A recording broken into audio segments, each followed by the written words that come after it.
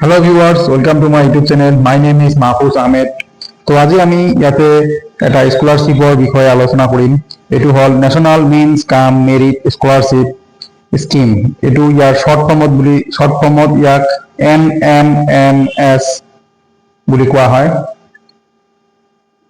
ইয়াৰ এটো এটা এক্সাম পাতে national means cum merit scholarship. এটো কেনেকৈ এপ্লাই কৰিব লাগে, কোন স্টুডেন্ট ইয়াৰ কাৰণে এলিজিবল, কেতিয়া ফৰ্ম ফিল আপ এৰিব, ইয়াৰ বিষয়ে আমি এই ভিডিওটোত আলোচনা কৰিম। এটো হল ইয়াৰ এডভাৰটাইজমেন্ট, ইয়াতে সব দিয়া আছে, এটো আমি ভালকে আলোচনা কৰিম। আগতে আমি জানি লও যে হোৱাট ইজ NMS।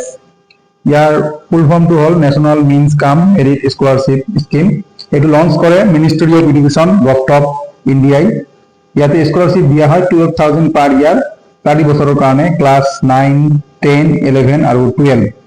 মানে এটো ক্লাস 8ত থাকতে স্টুডেন্টে এক্সাম দিব লাগে। যদি স্টুডেন্টে কোয়ালিফাই করে এক্সামটো আৰু সিলেক্ট হয় তেনেহলে ক্লাস 9, 10, 11, 12 4 বছৰৰ কাৰণে প্ৰতি বছৰে 12,000 কৰি দিব, মানে টোটাল 48,000 পাব, 12,000 পাৰ ইয়াৰ। আৰু এটো কাট দিয়া হয় for students of economically weaker section, যিবোৰ স্টুডেন্ট মানে ইকোনমিক্যালি উইকাৰ সেকশন ব্যাকগ্ৰাউন্ডৰ পৰা আহে। ইয়াৰ এলিজিবিলিটি ক্ৰাইটেৰিয়া কি, মানে কোন কোন স্টুডেন্টে ইয়াৰ বাবে যোগ্য। Class 8 student starting in the academic year 2025-2026, মানে এই 2025 যিবোৰ স্টুডেন্ট ক্লাস 8 তত পঢ়ি আছে সিহঁতে ইয়াৰ কাৰণে এপ্লাই কৰিব পাৰিব।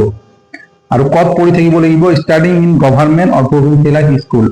গভৰ্নমেন্ট বা গভৰ্নমেন্টেৰ আন্ডাৰতে যিবোৰ প্ৰভিন্সিয়ালাইজ স্কুল আছে সেই স্টুডেন্ট বোৰে ইয়াৰ কাৰণে এলিজিবল। আৰু এনুৱেল ফ্যামিলি ইনকাম কিমান হ'ব লাগিব, পেৰেন্টছৰ 3.5 লাখ বা তাতকৈ কম হ'ব লাগিব। আৰু আসামত কোটা মানে আসামত মানে কিমান সিট আছে এই স্কলাৰশিপৰ কাৰণে, মানে 2,411 স্কলাৰশিপ, মানে 2,411 স্টুডেন্টক এই স্কলাৰশিপটো দিয়া হ'ব। আৰু এটো এটা ইম্পৰ্টেন্ট কি, ইয়াতে ইম্পৰ্টেন্ট কি আছে যে প্ৰাইভেট জৱাহৰ নৱোদয় বিদ্যালয় কেন্দ্ৰীয় বিদ্যালয় স্টুডেন্ট বোৰ ইয়াৰ কাৰণে এলিজিবল নহয়। ইয়াৰ স্টুডেন্ট বোৰে ইয়াতে এপ্লাই কৰিব নোৱাৰিব, JNV আৰু KV স্টুডেন্ট বোৰে, আৰু প্ৰাইভেট স্কুলৰ স্টুডেন্ট বোৰে ইয়াতে এপ্লাই কৰিব নোৱাৰিব। ইম্পৰ্টেন্ট ডেট মানে ইয়াতে কেতিয়া এটো এপ্লাই স্টাৰ্ট হ'ব, এপ্লিকেশন স্টাৰ্ট হ'ব অনলাইন এপ্লিকেশন 25 জুলাইৰ পৰা 30 সেপ্টেম্বৰ 2025 লৈকে ইয়াৰ অনলাইন এপ্লিকেশন থাকিব। আৰু ই এডমিট কাৰ্ড মানে এডমিট কাৰ্ড কেতিয়া জেনাৰেট হ'ব, এটো হ'ব 5 নৱেম্বৰ 2025। আৰু ইয়াৰ এক্সাম ডেটটো কিমান, 15 নৱেম্বৰ 2025। এক্সাম হ'ব 15 নৱেম্বৰ 2025। হাউ টু এপ্লাই, এটো কেনেকৈ এপ্লাই কৰিব, প্ৰথমত ওয়েবসাইটত ভিজিট কৰিব, বিদ্যাৰ্থী ওয়েবসাইট বা ন্যাশনাল স্কলাৰশিপ পোৰ্টাল বুলি এটা ওয়েবসাইট আছে NSP, তাতে গৈ ওয়ান টাইম ৰেজিষ্ট্ৰেচন কৰিব লাগিব। তাৰপিছত ইউডাইস কোডটো দিব লাগিব, স্কুলৰ যেটো ইউডাইস কোড থাকে এটো ভালকে দিব। তাৰপিছত অনলাইন এপ্লিকেশনটো ফিল আপ কৰাৰ পিছত নেসেসাৰি যিবোৰ ডকুমেন্ট আছে সেইবোৰ আপলোড কৰিব লাগিব আৰু সাবমিট কৰিব লাগিব।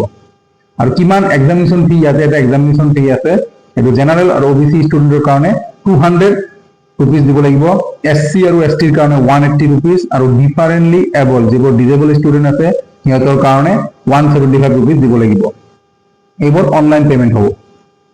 এক্সাম সেন্টাৰ, এই এক্সামবোৰ কত হ'ব, এই এক্সামবোৰ হ'ব ডিস্ট্ৰিক্ট হেডকোয়াৰ্টাৰছত হ'ব আৰু সাব ডিভিজন বোৰ হ'ব। এটো এডমিট কাৰ্ডত লিখা থাকিব যে কত কাৰ সেন্টাৰ পৰিছে, ঠিক আছে। তাৰপিছত ডাউনলোড এডমিট কাৰ্ড হ'ব 5 নৱেম্বৰৰ পৰা এডমিট কাৰ্ডবোৰ ডাউনলোড কৰিব পাৰিব।